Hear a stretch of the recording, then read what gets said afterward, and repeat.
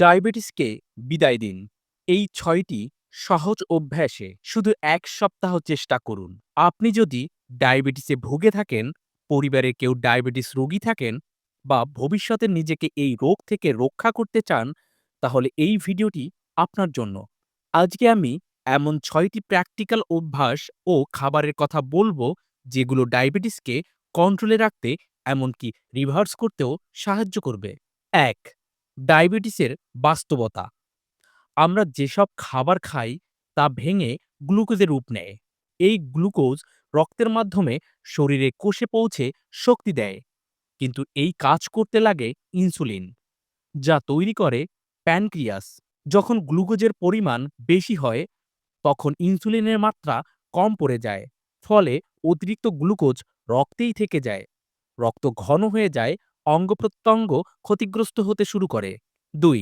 ভুল পথ। আমরা ওষুধ খাই, কিন্তু যেসব খাবারে গ্লুকোজ বাড়ায় তা খেতে থাকি। যেমন সাদা ভাত, রুটি, মিষ্টি। ওষুধ শুধু উপসর্গ চাপা দেয়, কারণ ডায়াবেটিস কোনো রোগ নয়, এটা একটি লাইফস্টাইল সমস্যা, যার সমাধান আপনার হাতেই। ৩. ৬টি অভ্যাস ও খাবার। ১. সালাদ আগে খান। শসা, গাজর, বিট, টমেটো এসব সবজিতে গ্লাইসেমিক ইনডেক্স কম থাকে, ফাইবার বেশি থাকে, যা খেলে খিদে কমে যায়, গ্লুকোজ ধীরে বাড়ে। ২. লাল পেঁয়াজ। কোয়ারসেটিন উপাদান ইনসুলিন সংবেদনশীলতা বাড়ায়। দিনে ১০০ গ্রাম পেঁয়াজ খেলে সুগার ৪০% কমতে পারে। ৩. ওটস ও মিলেটস। ওটসের গ্লাইসেমিক ইনডেক্স কম। ভাতের পরিবর্তে মিলেটস বা জোয়ারের রুটি খান। ধীরে হজম হয়, গ্লুকোজ ধীরে বাড়ে। ৪. ফ্রেশ ফল, অবশ্যই জুস নয়। আপেল, পেয়ারা, বড়ই, গোটা ফল চিবিয়ে খান। ফলের ফাইবার ব্লাড সুগার নিয়ন্ত্রণ করে, কিন্তু ফলের রস গ্লুকোজ হঠাৎ বাড়ায়। ৫.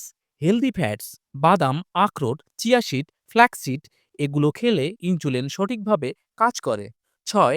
গোটা ডাল, মুগ, মুসুর, ছোলা গোটা অবস্থায় রান্না করে খান। এতে ফাইবার বেশি, গ্লুকোজ নিয়ন্ত্রণে থাকে ও কোষ্ঠকাঠিন্যও দূর হয়।